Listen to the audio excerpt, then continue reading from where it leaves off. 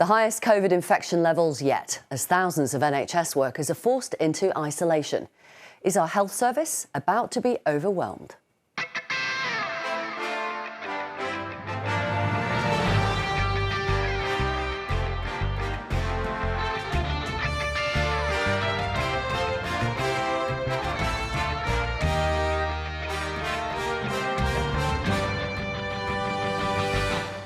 Staff shortages and non-urgent operations postponed. We'll talk to those working at the sharp end in the NHS and care sectors. Also tonight, rules are rules, especially when it comes to our borders, says the Australian Prime Minister as the country gets set to deport the world's best male tennis player, Novak Djokovic. We'll get reaction. And in Kazakhstan, there's no government, there's no internet, and protests that started over the doubling of fuel prices are spreading. What will happen next? Hello. Nearly 4 million of us had COVID in the UK in the run-up to New Year's Eve. That's over 1 million more than the previous week. Or, to look at it another way, last week in England, 1 in 15 of us had it. In Scotland and Wales, it was 1 in 20. And in London, 1 in 10. And that was before anyone went to a New Year's Eve party. Those are the highest COVID infection levels we've ever known. Non-urgent operations are being postponed. Ambulances are queuing outside hospitals because there aren't free beds. In Greater Manchester, around half of care homes can't take any more residents because of staff absences. The number of people in hospital with COVID is at its highest since February last year. And yet, we know Omicron isn't mostly leading to very sick patients needing intensive care. So is the Prime Minister right that Plan B is enough to stop the NHS being overwhelmed? Here's Seema Katecha.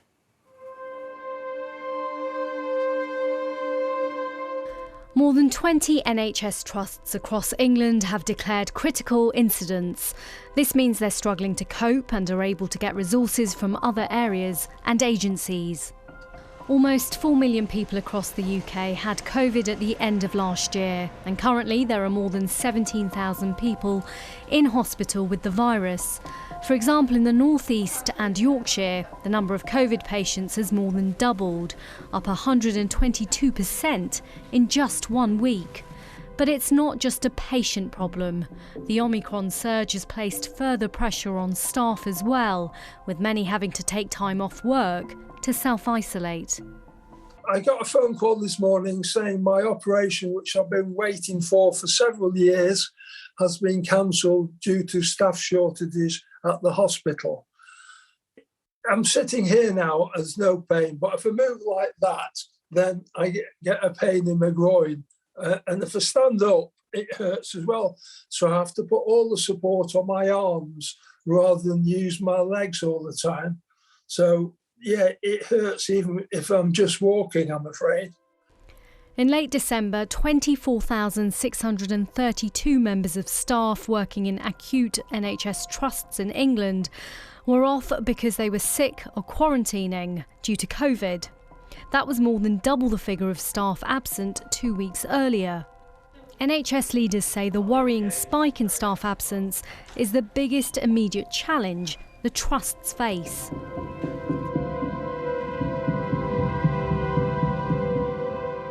Around this time of the year, it's not unusual to hear that the NHS is struggling, but data shows it's been particularly bad over the last few months. For example, this graph shows the number of people waiting for more than 12 hours in corridor trolley beds for admission to A&E. It was at a record high in November last year, before hospitals were even feeling the true impact of the Omicron variant.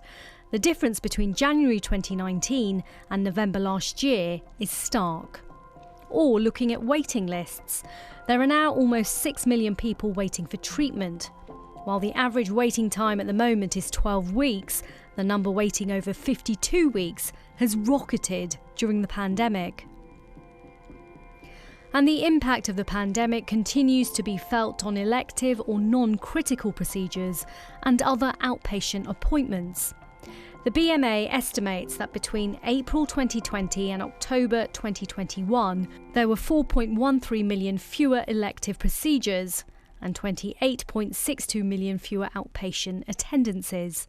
From a GP's perspective, the waits now for hospital treatment, for elective care and for investigations are becoming unacceptable. And we're having to support, all our patients who are waiting for that treatment, who need that really to help them move on with their lives. And we're trying to support them. And it's one of the big reasons we're seeing such a rise in demand. For years now, the NHS has had close to 100,000 vacancies. Some analysis compiled by one think tank shows that there are 4 hospital doctors per 100,000 people. Now, that's the lowest rate in Europe. Critics of the NHS would argue that if those vacancies had been filled sooner, the pressure felt from coronavirus would be far less immense.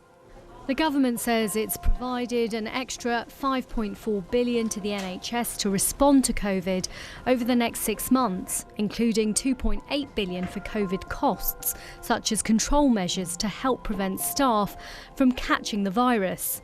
It says this is on top of its historic long-term settlement for the NHS, which will see funding increase by £33.9 billion over the next few years. But as patients wait for appointments and headlines continue to amplify how hospitals are struggling, it's hard for some not to question what could have been done differently. Let's talk now to Dr. Tim Cooksley, who's a consultant in acute medicine in Manchester and also president of the Society for Acute Medicine. Nadra Ahmed is with us, chair of the National Care Association, and Dr. Andrew Murison is here, Conservative MP for South West Wiltshire. Dr. Cooksley, good evening. You work with cancer patients. Your organisation represents those who work in acute medicine up and down the country. What's it like at the moment? So good evening, Victoria. So I work with all types of acute medical patients, including cancer patients, but also those patients who have infection, dementia and COVID, and any medical emergency that doesn't require surgery for the first 72 hours of their care.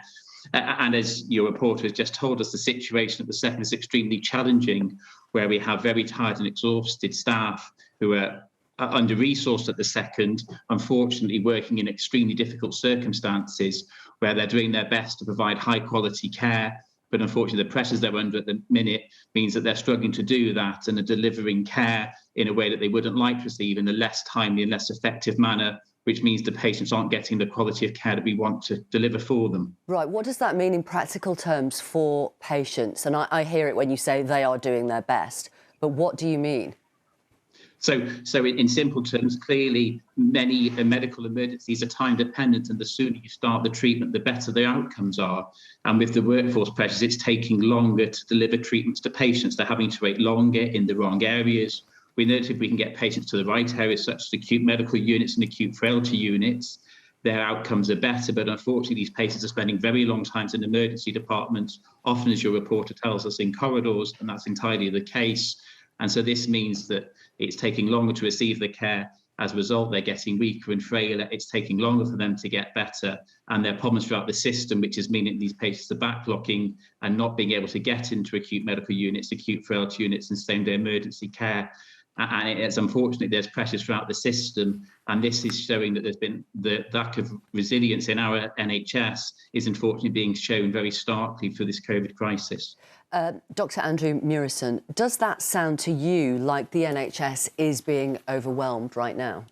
Well, Victoria, it suggests to me the NHS is where the NHS is normally at this time of the year, and that is severely under pressure. But of course, we've got COVID, which has added pressures that Dr. Cookson has just described. I think the good news, though, is this doesn't look like last winter, where the system truly was under pressure in a way we've never seen before. So I think it sounded pretty stretched from what Dr. Cooksley was saying. You remember last winter. We've all got short memories, haven't we? It was very, very bad last winter. And I think the success of the vaccination programme, non-pharmaceutical interventions and better treatment and COVID-specific nursing has really transformed the scene. And we are in a better situation, notwithstanding the difficulties that Dr. Cookson has just described. Isn't the truth actually every winter since the Conservatives have been in power, the staff like Dr. Cooksley are really stretched? We have a winter crisis every year, it would seem.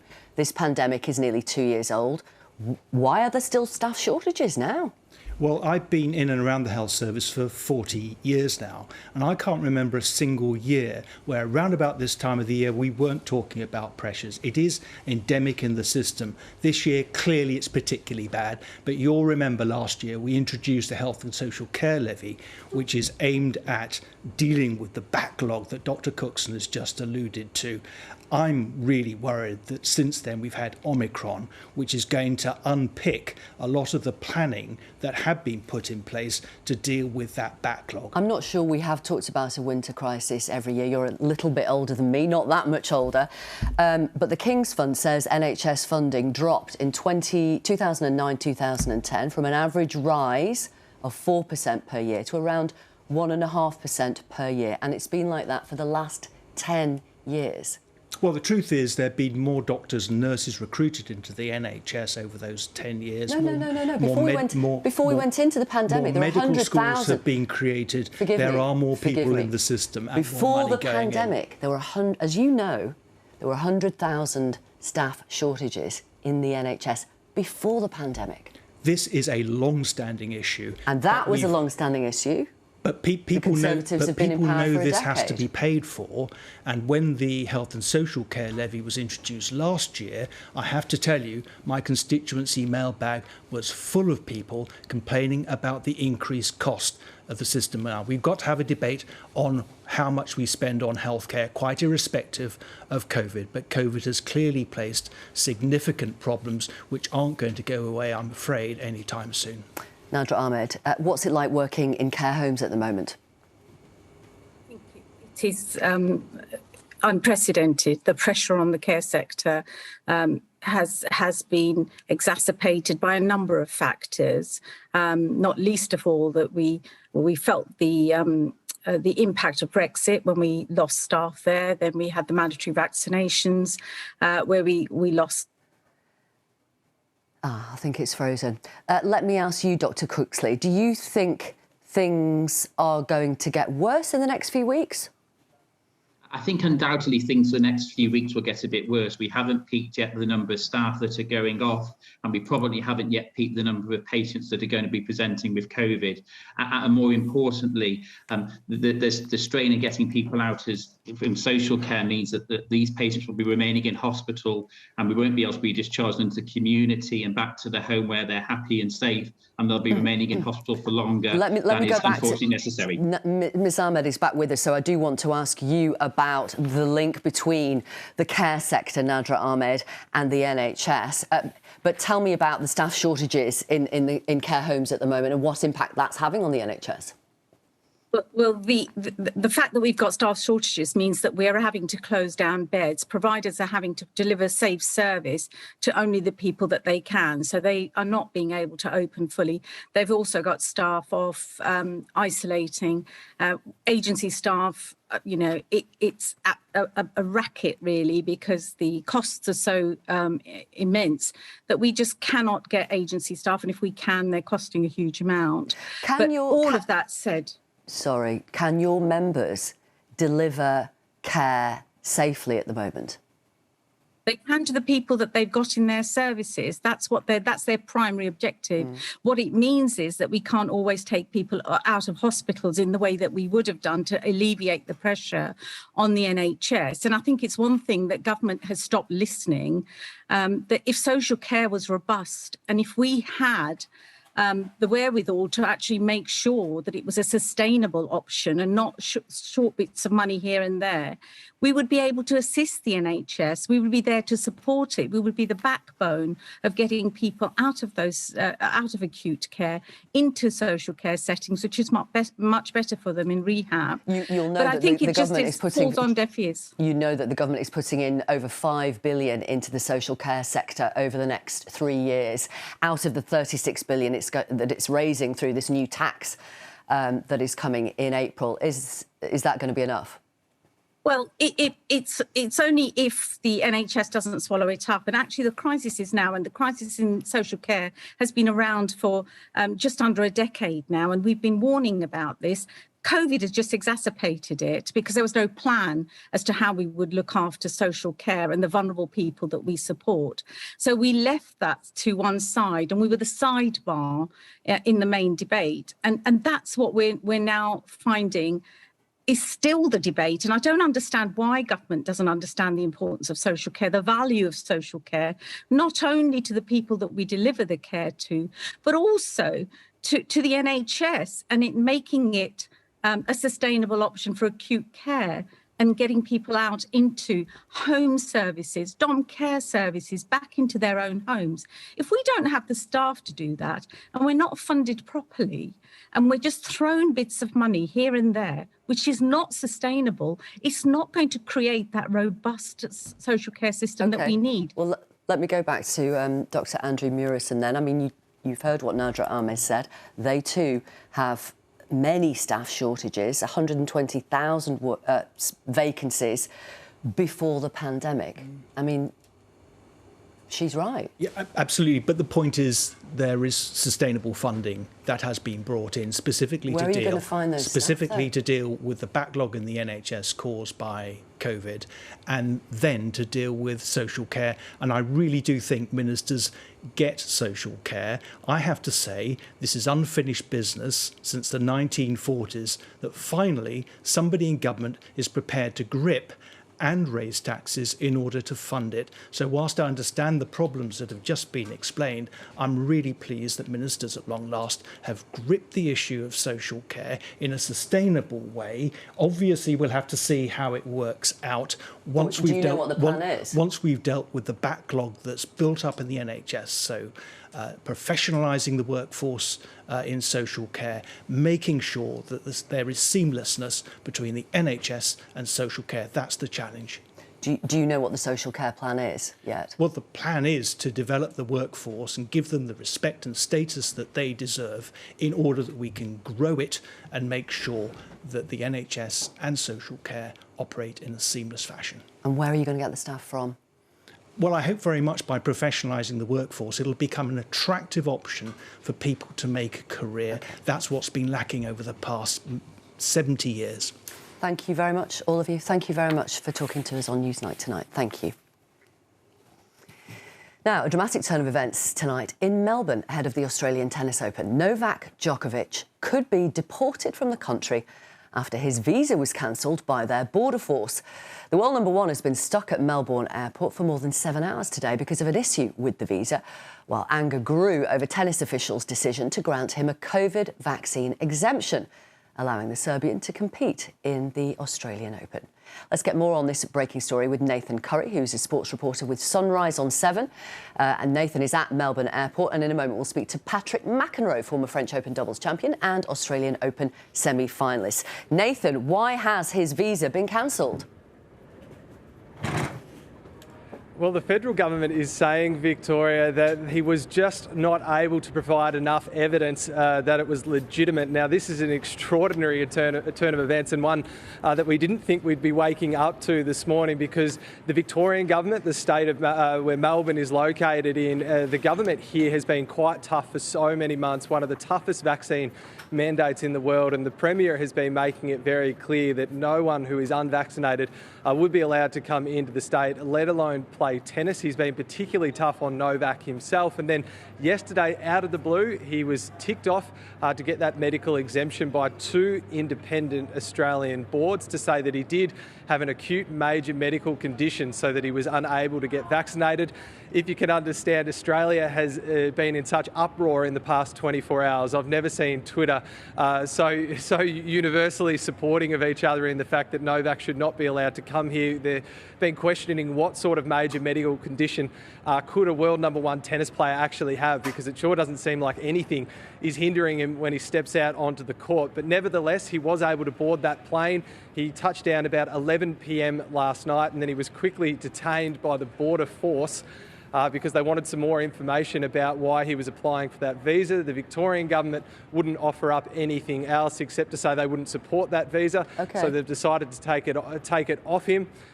But it has just been a crazy turn of events. The Serbian president isn't happy with our politicians, and I think there's a lot to play out here for the rest of the day. And neither is Novak's dad. I mean, he says this is not just a fight for Novak, but a fight for the whole world, because Novak Djokovic is going to fight this. Patrick McEnroe, what do you think of this? I think this is absolutely nuts. I mean, this is a political firestorm is what it's become now. I'm here in the United States on the outside looking in, supposedly going to Melbourne, as I always do with ESPN, but I won't be doing that this year because of COVID for the second straight year. Djokovic was able to get this medical exemption. It sounded like he was all set. But I believe what's happened here is over the last 24 to 36 hours, the outcry from the Australian public forced the hand from the Prime Minister of Australia just to say, you know what, we're going to look at this a little bit more closely, because it sounded like Novak, along with a few other players, have been granted the medical exemption. Now, Novak hasn't been very clear over the years about his vaccination status. Of course, now we all know that he's clearly not vaccinated. We sort of suspected because of his anti-vaccine stance. Do we know that for sure? As you rightly say, he's never talked about his vaccination status. We don't know if this is about him not being jabbed or if he's recently had COVID. Until he tells us, and maybe that's the question here, Patrick, do you think Novak Djokovic should be open with the public about why he asked for this vaccination waiver?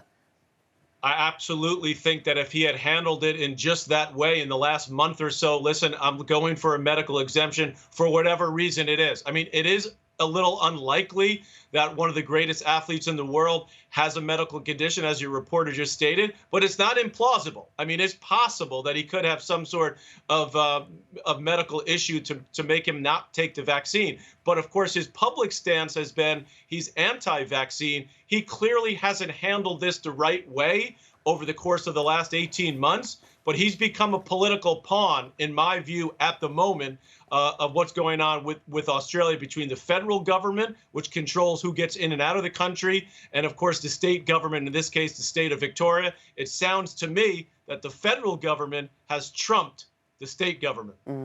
I wonder if, I mean, you may or may not be aware, Patrick, of France's Emmanuel Macron today in a newspaper interview saying he really wants to, excuse my language, it's his language, he really wants to piss off the people who aren't unvaccinated.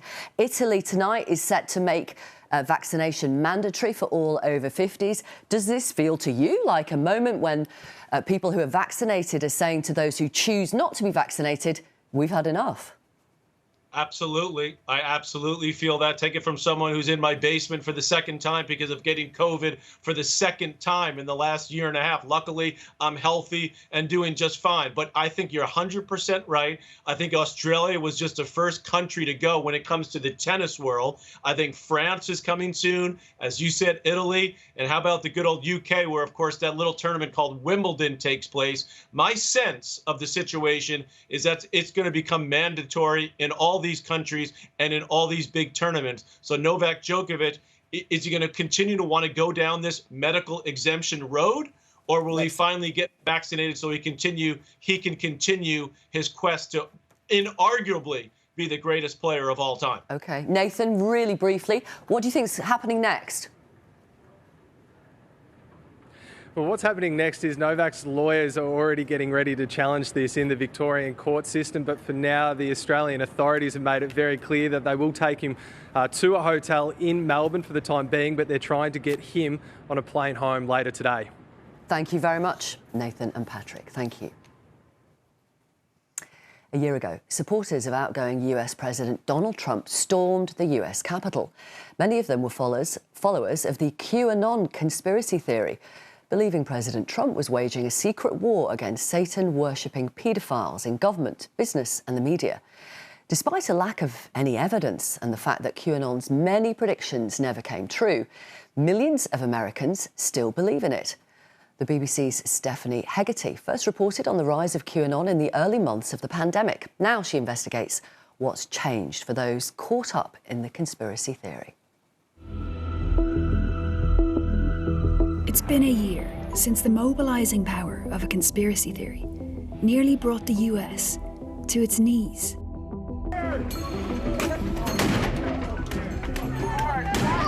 When everything unfolded on January 6th, what were you thinking? Get us off national television. What are we doing?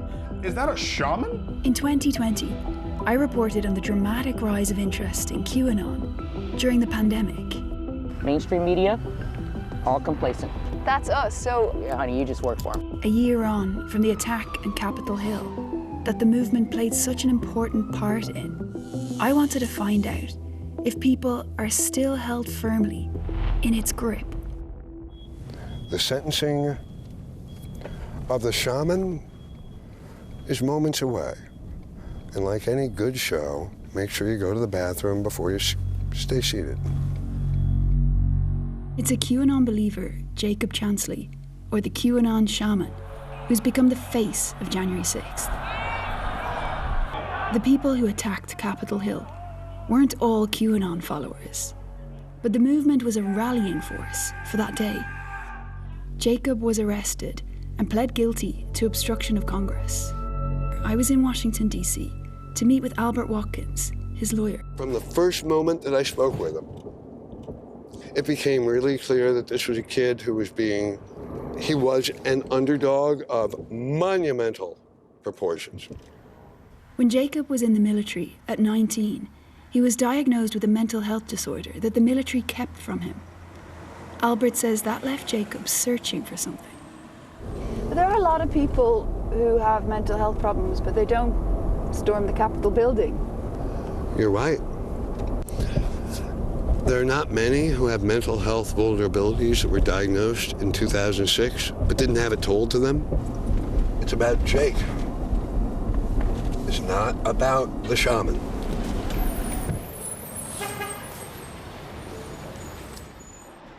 But what is it that Jacob got wrapped up in? QAnon followers believe that a cabal of Satan-worshipping paedophiles run the government and media, and that they traffic children for satanic rituals. They claim that a group of military officials, together with Donald Trump, are fighting back. A survey by the polling organisation Ipsos Mori found that 7% of Americans still believe this conspiracy is true. That's down from 17% last year, but it's still 22 million people. And 1 in 3 Americans say they don't know if it's true or false. While I was in the US, I wanted to catch up with Nick Natoli, because back in 2020, I met Nick on the internet. The pandemic wasn't real, and the race war isn't real. Why are you here? If there's no left in my country, you're not even from here. And he had some pretty controversial views. I first started speaking to Nick about 18 months ago, at the very beginning of the pandemic.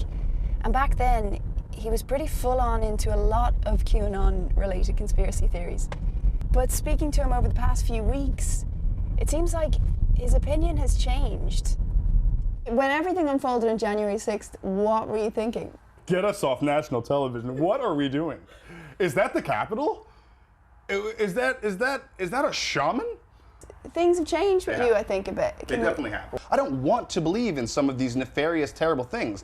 The information that I've researched has led me there. So when the information that I've researched has not led me to there, and President Trump is not the president, and Joe Biden's our president, then yeah, I'm going to be a realist and say that this isn't what I thought was going to happen. You know, a lot of people were supposed to get arrested. That didn't happen.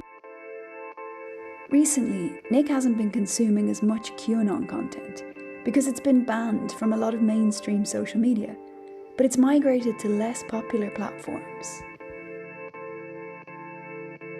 I've been in touch with a lot of different QAnon followers, mostly through the messaging app Telegram. Many of them were hostile, and I was blocked from the app after some complaints. But some were really friendly and obliging, keen to help me understand the gravity of what it is they think is going on in the world. The Alliance has gotten rid of the dark entities that were with our government. Sacrifices, babies being sacrificed. Do your family know about it? No, I can't let them know. I received hundreds of messages, links and videos, evidence, they said, of the conspiracy. Fellow truth seekers. It looks to me like a portal opened. More than once, someone agreed to meet in person, and at the last minute, they backed out. And he seems so willing and open to talk to us and to share all this stuff that I think is so important. And then I'm just afraid that we're going to twist their words. All except Kim.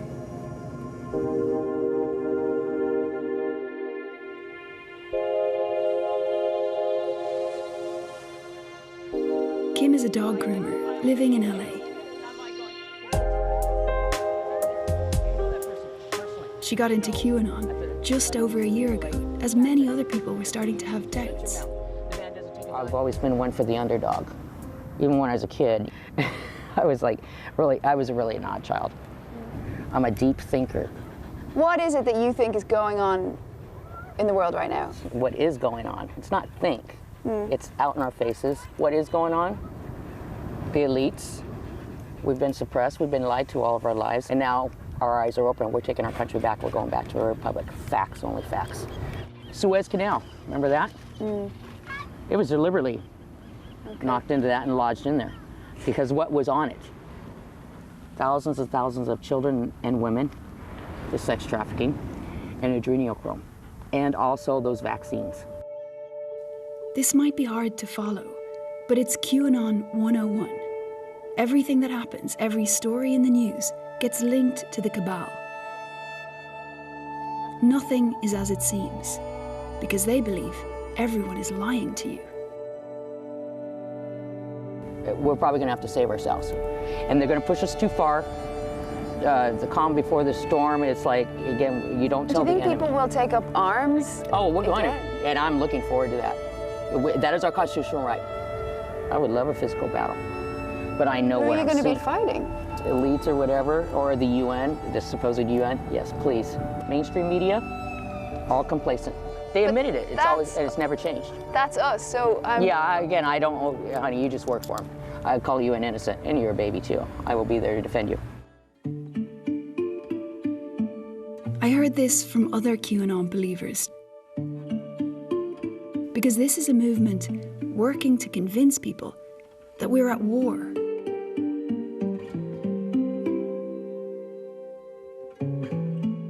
An update on that breaking news we told you about just moments ago. Jacob Chansley, the self-proclaimed QAnon shaman. He's going to now spend more than 3 years in prison. Good afternoon. Thanks for talking to us today. I'm fun, but not that much fun. Jacob Chansley was just sentenced to 41 months, minus the 10 months he's already been in jail. It seemed like the judge was really receptive to his plea. He spoke to him for a long time about how remorseful he was, how much he'd been punished already. Seems like the judge took it on board. Jacob spoke at length about his abusive childhood and his mental health problems. He painted a picture of someone who was vulnerable, but full of remorse for what he'd done. He said he just wanted to get better. He didn't speak about QAnon. I caught up with Albert again later that day to find out what role he thought QAnon would play in Jacob's life now. Do you think he's left it behind completely? Well, the excitement that he has, knowing now the answer to his question is so elevated. About his mental health. And all he wants is to start that process of being helped and getting the help he needs. Despite what Albert says, I wasn't sure that QAnon is something that Jacob can leave behind that easily. An incarcerated individual at Alexandria Detention Center. A few weeks after his sentencing, Jacob decided to appeal. He fired Albert and started doing interviews with right-wing media. You know, a secret society within the United States would be the individuals that attend satanic rituals at Bohemian Grove. People are waking up and they are seeing that, you know what, there's something else going on here with this whole COVID 1984 agenda. He was starting to sound like the QAnon shaman again. It's clear that leaving QAnon is hard. Because these are people that have been led to doubt everything. And that doubt is a powerful force. And it's waiting in the wings.